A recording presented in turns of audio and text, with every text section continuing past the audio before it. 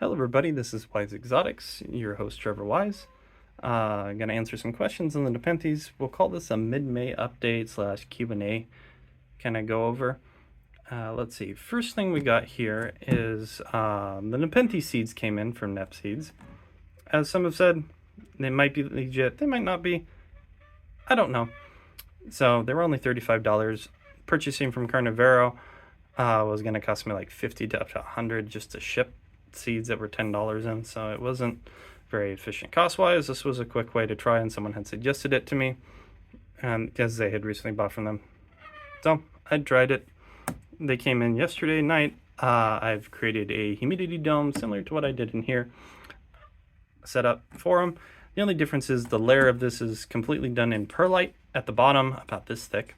Then I have a layer of about this thick of peat moss / perlite, and then, as one of you suggested, I did cut up and layer long fibrous sphagnum moss. So the seeds are right there. You can actually see them. They're those little lines. I'll try to zoom in a bit. You can see they're just scattered right on the top. Per what I saw of Remy from Windowsill and Nepenthes, this is how he did it. When you mist them, you spray them, you keep them humid. So I'm going to do that. Currently in the glass room with me is my shadow cat Hades.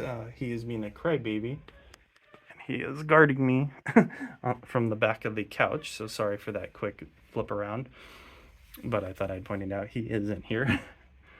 Let's see. For the Nepenthes that I have, I finally graduated one of mine out of the humidity dome. Congrats. So this is my Raja Edwardsiana. You can see it already has reddish coloring and shape and form already going for it. It's been doing bigger and bigger leaves and pitchers, so I thought finally getting in the humidity dome, because it's about the size of some of these other ones anyway, it should be capable of handling it fine. And it seems to be doing quite well. It already popped a new leaf out, so let's hope it does well.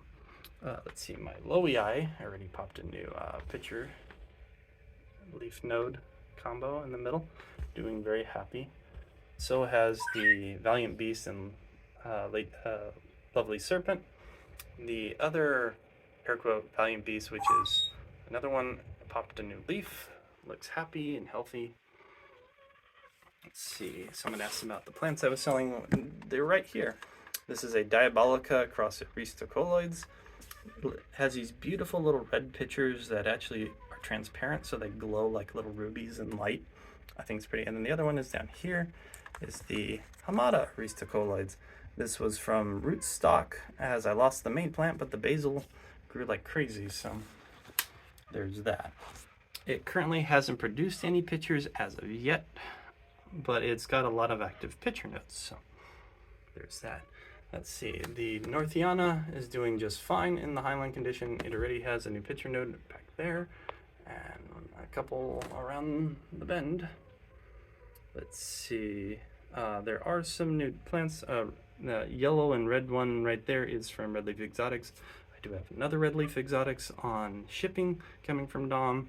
It's a similar-ish crossing, but it uses Barrios Striped, to my knowledge, Veitchii, and it's basically almost like a dark velvety purple from what I can see of the pictures, so that is interesting. Someone also asked for a close-up on the Clypeata. So yes, this is my Clypeata. As you can see, its leaves are pale. You can see these kind of dark green lines. It's always been present. I don't have another pure Clypeata to compare this to. If this is variegation, I don't know. I'm not a plant specialist. I have plenty of other Clypeata crosses, like this one is Bongso Clypeata, that one is Veitchii Lowii Clypeata. This is a Veitchii Clypeata right here that I just got. They're all from the same person, so I'm unsure if this is a variegated. This is a seed grown, so it's possible. I thought maybe it had like an iron deficiency or something, but it does have little like green striping patterns, especially on its newer leaf. You can kind of see that in there. So there's that question. Let's see, there is the N Sumatra, should be shipping out next week. I'm hoping it'll do well. It's supposedly a larger plant. I don't do as well with lowland, so I'm hoping a more larger, stable lowland plant will do okay in my setup. Let's see, I also have a Loei cross ventricosa coming in from, what was it called? The Savage Gardeners. They're out of San Francisco, so they're local-ish for me. Haven't yet responded to any of my emails, but we'll hope that ships out. It was only like $29 or something like that. So I thought it would be cool. It looked like a really lovely species of cross to try. It's red with stripes, very deep colored. There's also, if you don't know, there's a Hawaiian nursery, Nepenthes. A couple people actually let me be aware of this, that I guess caught fire. So if you see any listings from them, I would urge you to, show your support to that community.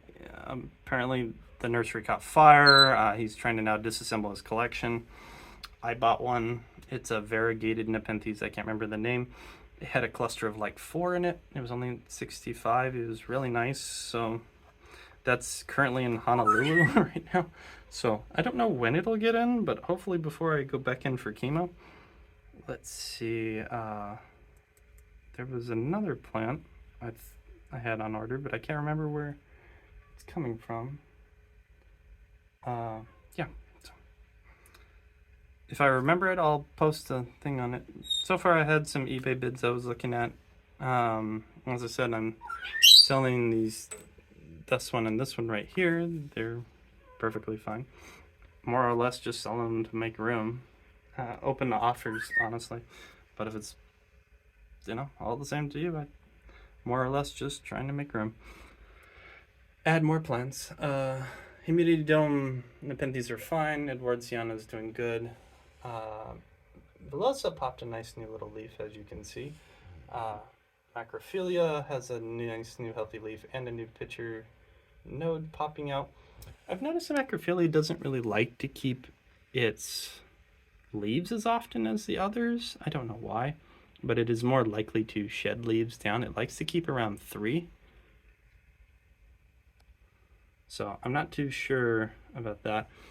So that was kind of the reason. If these are real Macrophilia, well, I've grown one for a couple of years now, so I should be able to grow seedlings from scratch, hopefully, in the same type of conditions. That one's done just fine. So overall, quick little update. Any questions, comments, concerns? Any specific plants I didn't go over, anybody had a question on prior? Sorry, chemo brain, I might have forgot.